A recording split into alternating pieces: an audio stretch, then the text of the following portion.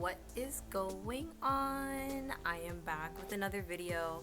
I was sick for 2 weeks with this cold that would not leave me alone, and everybody in my house got it, so I had to take a break. But I'm back now, and I am talking my truth.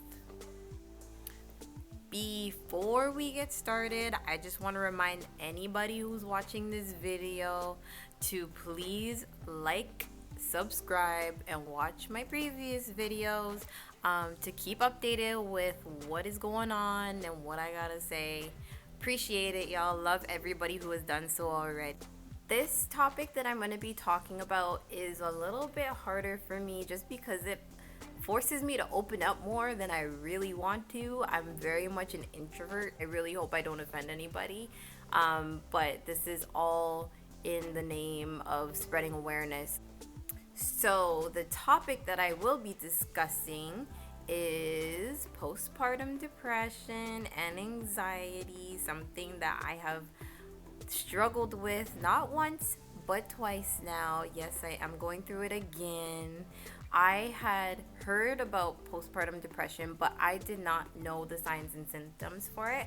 I think I've always struggled with anxiety when I was in high school, when I was in school as a teenager, to a certain extent, but nobody's ever really told me what to look out for as like warning signs for if you were going through these things, except for if you start neglecting your child. And I think personally, I think that's most extreme case is if you start neglecting your child.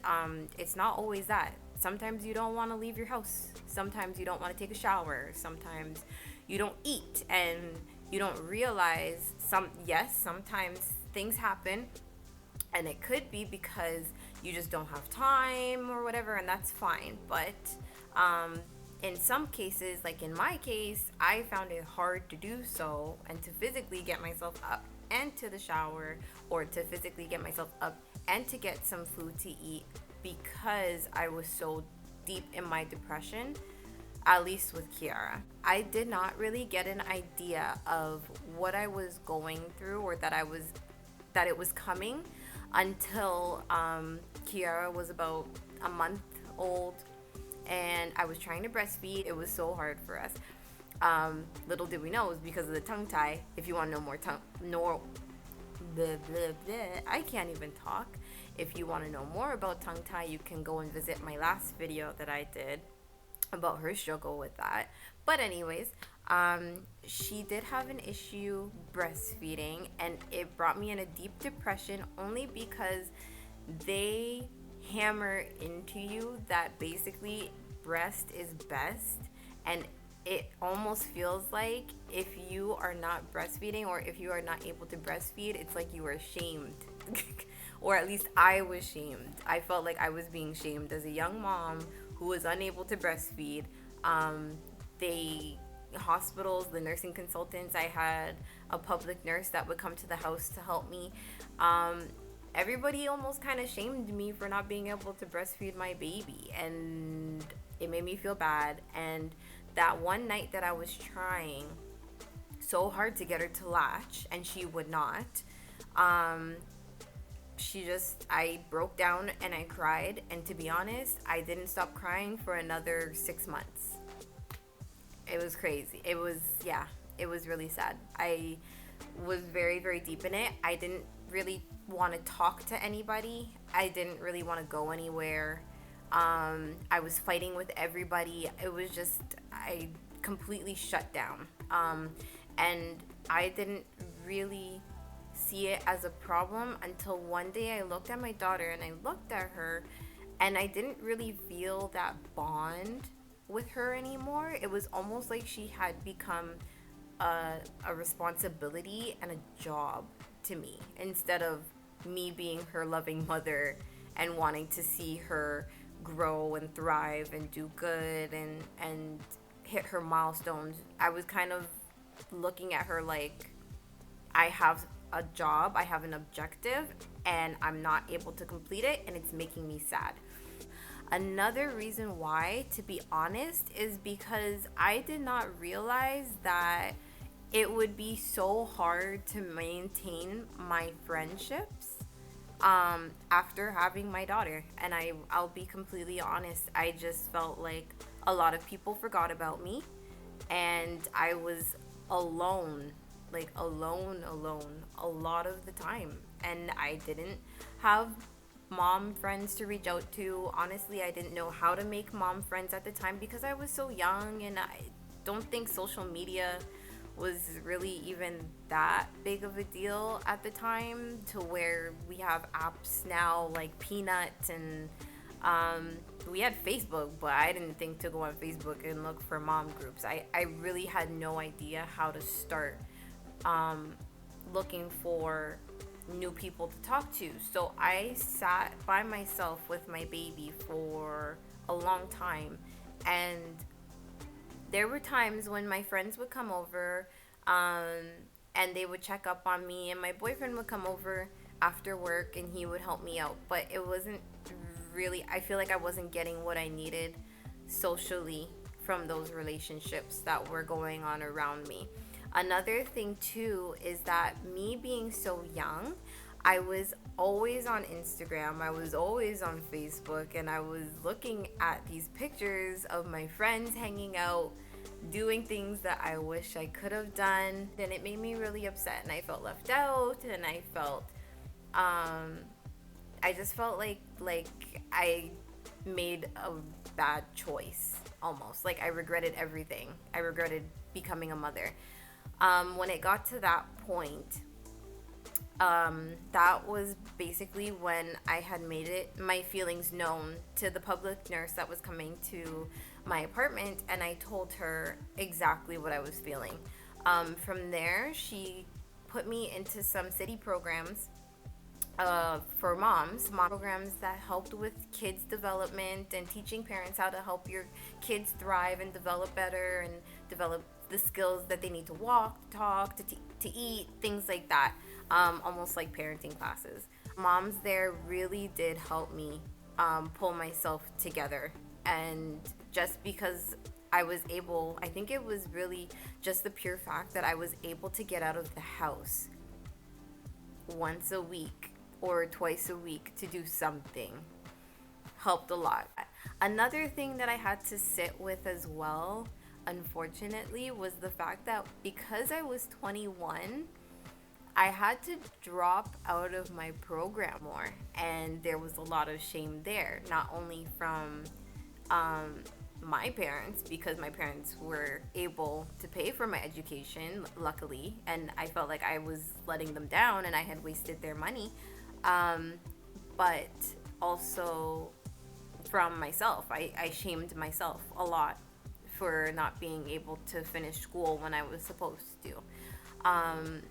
And all of these things together, it just really piled on top of me, and it almost felt like a literal weight that was just on me. And when I was in bed, I would sit there and I would just feel like I was being suffocated by all of this shame that I had surrounding being a parent, and not having my friends around me anymore, and not having my career available to me anymore. I felt so sad, and I cut everybody off. But I was able to pull myself out of it, thank God. So some things that really helped me come out of my funk were to, like I said before, the city programs really helped a lot. Just being able to get out of the house and get that going helped tremendously. That's basically what jump started me into like becoming almost myself again.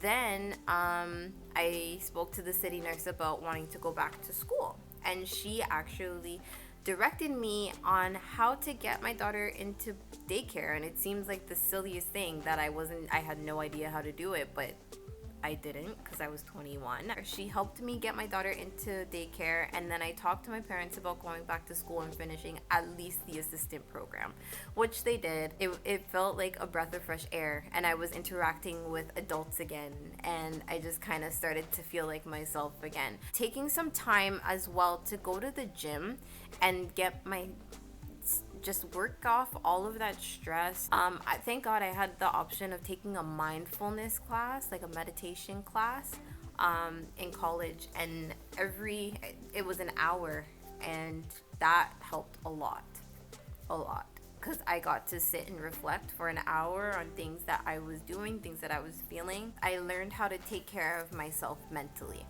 Mindfulness really taught me how to take care of my mental state. I never felt comfortable going to a therapist to talk about my issues. I still don't, which is maybe why I've gotten into journaling and why I've gotten into doing YouTube, so that I can kind of express how I feel. But mindfulness really taught me that I need to have compassion for myself so that I can be better for not only me, but for my children as well. It was just a dark period of my time, and I can look at that and I can accept that, and I can forgive myself for feeling the feelings that I was feeling when I first had her. And that's important, to forgive yourself as well for anything that you have done, that you have felt. That will also make yourself feel a lot better, and it'll help you to kind of pull yourself out of those dark feelings too.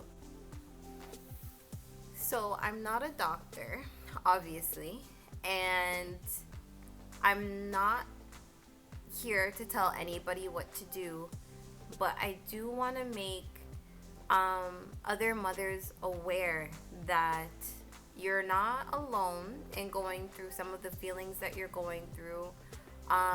It's really easy to feel like you are, but I hope that by watching my video, it kind of brings a sense of peace wherever you are, and you see another mother and they look tired, they look worn out. Even if they look happy, just give them a little smile, say good morning, good afternoon. Especially if they look like they're having a hard time, just let them know that what they're going through is temporary. Don't put yourself down. I know it's hard, especially for those of us who do experience postpartum anxiety or postpartum depression. I know it's hard to keep positive thoughts and to keep a positive mindset about yourself. Do whatever makes you happy. Take the time to read a book. Take the time to write. Take the time to sing. Take the time to dance. But really try to do things to make yourself happy, and take care of yourself. I hope that this video kind of helped a little bit. I hope that it wasn't too heavy for anybody, but it is a big topic for me because I am currently going through it. So I hope you guys enjoyed my video. If you did, please like and subscribe down below. And if you feel like you are going through something that you can relate to, or if I had mentioned something that is similar to you, feel free to put it in the comments below. Follow me on Instagram, Perfectly Imperfect. I will write it at the end of the video. And I hope you guys enjoy the rest of your day.